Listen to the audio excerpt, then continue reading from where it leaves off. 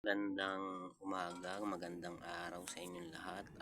May share lang ako sa inyong napakalaking hiwag at katotohanan na nakasulat sa Biblia na marami ang hindi pa nakakaunawa.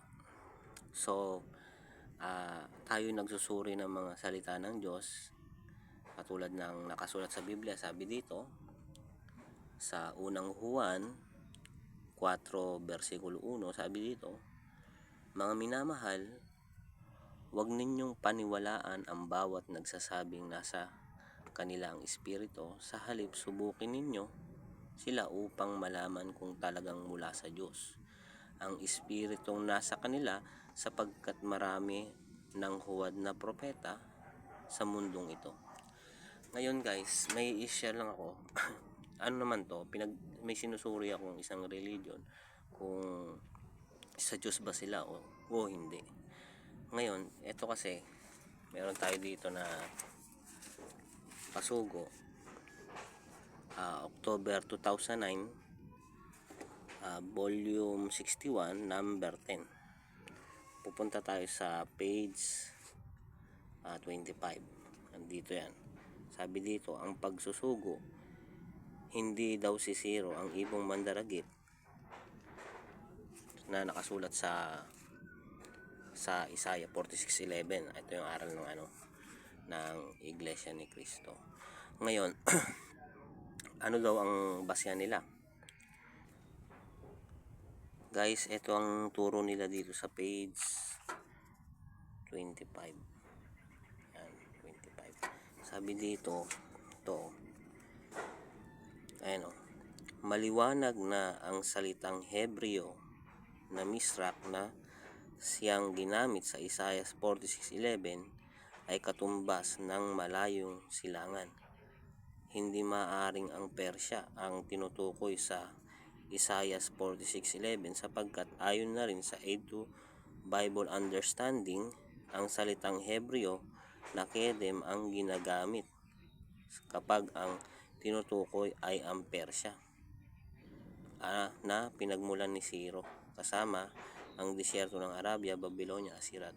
Sabi dito ng pasugo nila, Kedem daw ang lokasyon ni Haring Ciro. Ngayon, tama naman sila na sinabi nila dito sa Isaiah 46:11 ay Misrak. Ayan, babasahin natin sa Hebreo Bible Hub. Sabi dito, calling from the east. Ayan o. Ayan, Misrak. Ang ibig sabihin niyan, tinignan natin, ay to the east side. On the east yan.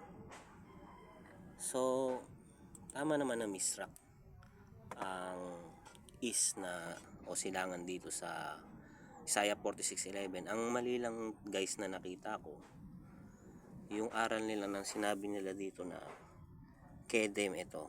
Kedem ang ginagamit kapag ang tinutukoy ay ang Persya. Kasi guys, paano ko nasabing mali? Kasi dito sa Isaiah 41 verse 2, pag binasa mo, itong Isaiah 41 verse 2, propesya to ni Haring Ciro guys. Tingnan mo, babasahin ko who raise up one from the east. From the east, pero ang nakalagay dito, Misrak din, hindi Kedem. Kaya isang malaking kasinungalingan guys na sabihin nilang Kedem ang lokasyon ni Haring Ciro, di ba? Kaya guys, huwag tayong magpapaniwala na naglitawan ngayon na sila daw yung sugo, sila daw yung anghel ng Diyos. Magsuri tayong mabuti sa Biblia guys. Huwag tayong magpapaniwala sa mga ginagamitan nila ng kung ano-anong encyclopedia, dictionary. Kailangan sa salita lang tayo ng Diyos magtiwala guys.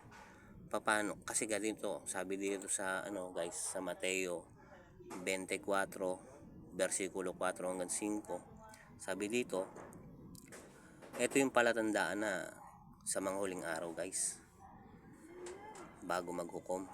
Sabi dito, Sumagot si Jesus, mag-ingat kayo upang hindi kayo mailigaw ni numan.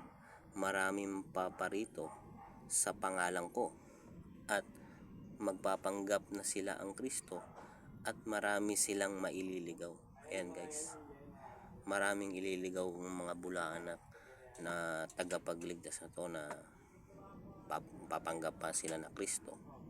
Guys, so may nakita tayo dito na isang kasinungalingan na Hebreo daw ang Persya ay mali sapagkat ang nakalagay sa Biblia na propesya ni Haring Siro ay Misra.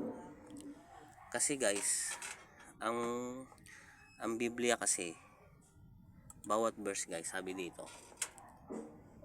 ayan, Isaiah 34 verse 16, sabi dito, sa aklat ni Yahweh ay hanapin nyo at basahin, isa man sa kanila ay hindi mawawala, bawat isa'y mayroong kapareha, sapagkat ito'y utos ni Yahweh at siya mismo ang kukupkup sa kanila. Kumbaga guys, ang ibig sabihin nito, bawat verse guys may connecting verse o may combination.